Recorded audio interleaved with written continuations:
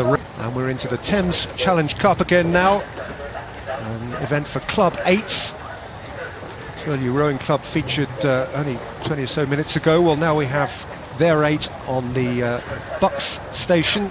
That's the one nearest to us in royal blue and light blue. And furthest from us on the Berks side, the Leeds Rowing Club in not dissimilar colours, slightly darker vests. Attention! The Leeds crew with athletes of varying experience. Theodosius Travalos, who strokes, was placed 5th for Greece at the Under-23 World Championship in 2008. This crew finished 4th in Tier 4-8 at the Metropolitan Regatta, based as they are in Roundhay Park to the north of Leeds city centre.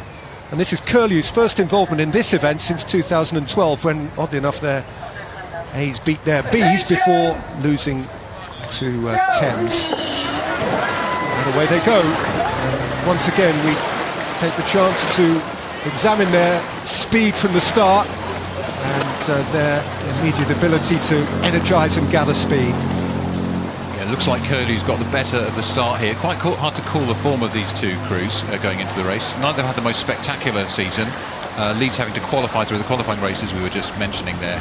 But it looks at the moment as though Curlew are out to an early lead, a little bit more aggressive and attacking in their stroke rate. And there's Leeds as we look at them. Starting to get more into a longer rhythm though, so they're holding on. It looks like about half the length to Curlew at this stage. Curlew just the quicker starters.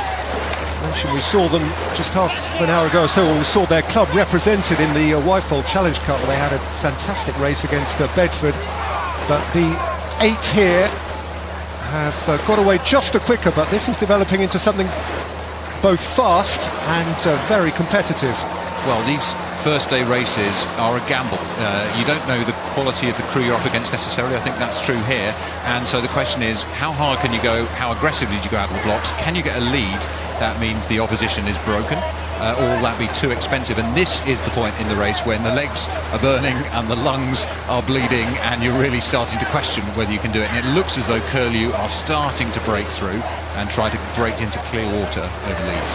They are marginally the heavier crew, just 4 pounds between them. 13.4 plays 13 stone dead.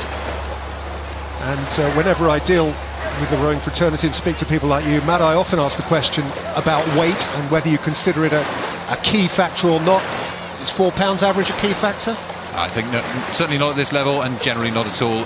You would expect on average the heavier crew to win.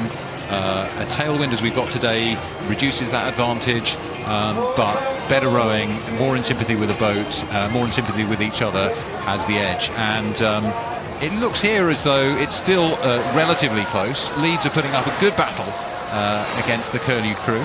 Curlew row out at Greenwich, a strong London club, have been rowing down there since 1866. Not quite as old as the regatta here, but a proud heritage. And they're battling hard in the middle of the course now. They still row quicker than the Cutty Sark, which is part of their regular scenery down there in that neck of the woods. Quite right. No sails here though. But Leeds are adhering to them pretty determinedly here. I wouldn't say Leeds' back is broken yet. No, at this point, Peter, you're going to be thinking, if you're ahead, how expensive do I want to make this race? And this is the danger. You start to turn to think about tomorrow's race. You want to get through to tomorrow and the next day, so you want to make this efficient. And it does look to me as though Curlew are stretching out, slightly lower stroke rate, have control of this race. But if Leeds can pinch back a foot, a man, a seat, that will have the doubts raising. So although it looks like Curlew have control, I think there'll still be a little bit of doubt in their mind. For many of these athletes, if not all of them, it's their first Henley.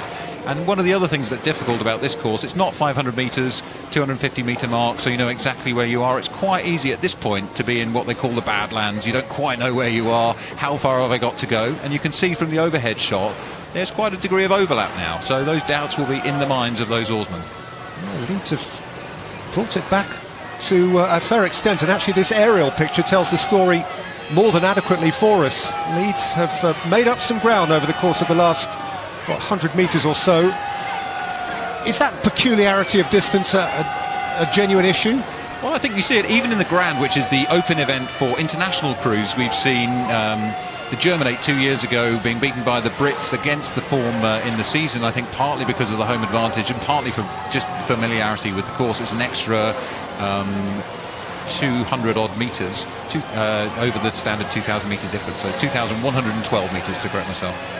So you're wondering when's the finish line coming? Where's the finish line? Where's the next 500 metre mark? None of them are quite at the metric marker places, so you need to be familiar with them. I would say great credit to the Leeds crew here. They have developed a very efficient rhythm, probably got into that rhythm earlier. You can see the faces there on the Curlew crew starting to tire. That's the face of Matthew Richardson in the stroke seat, who got them out of the blocks so aggressively, but as I said at the beginning, that expense can sometimes take its toll. So let's see whether Leeds can find an extra gear and come back through. If there had been any temptation in the Curlew crew to start pondering tomorrow, then it's been rattled out of them now, because they're having to fight to ensure that they are still here tomorrow. That's the back of Andrew Walker, the bow coming through your picture now. Jasmine Jones, the Cox, exhorting them once more and having to refine the rhythm and refine some genuine pace here. What's happening in the Leeds crew now is the guys in the bows, out of the corners of their eyes, will know that they're moving through, and that will give them confidence. If I'm in the bow or two seat, I'm often calling to the crew, come on, we're getting this, and you can see the face of the Greek strokeman, under 23 international experience. That's something which will count for an extra a bit of confidence at this stage in the race. So it's getting tighter and tighter as they come towards the enclosures. Mercifully, there's plenty of distance between the crews across the river, and excitingly, there's not too much distance between them bow to bow. This is turning into another very, very watchable race. Yeah. Credit to both crews here. Curlew holding it together, but I can see, even from this angle, that the Leeds crew seem to have a bit more power through the second half of the throat. Look at that acceleration as they're pushing through, and right now you have to say it's going to be a very close finish. This is going to be a fantastic finish. Leeds, through the second half of the stroke and through the second half of the race, have proved the more efficient crew, and Curlew are being given the front of their lives here. It's going to be on the line. It's going to be a very, very close call.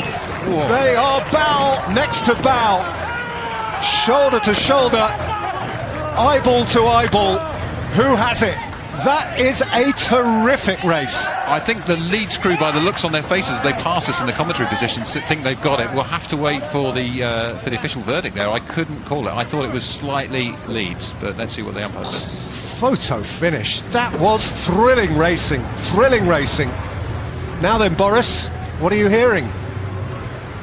The umpire doesn't know. He'd probably be the last to know, because, of course, his angle doesn't lend itself to that sort of judgment. This looks like a photo finish. Our camera isn't exactly on the line, so don't be duped by it entirely. Here we go.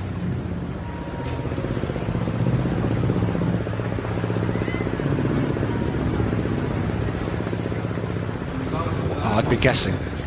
Here we go. It's Leeds by 4 feet officially. That looked to me like a short 4 feet. What? It was a very short 4 feet. What a race. Credit to both crews. Leeds really rode their own race, their own rhythm, came back through the middle, push. You saw the determination, and I think that more efficient rhythm just held them through, but that was as close as you'd like to be. It's probably the closest race we've seen today. Brilliant. Leeds win.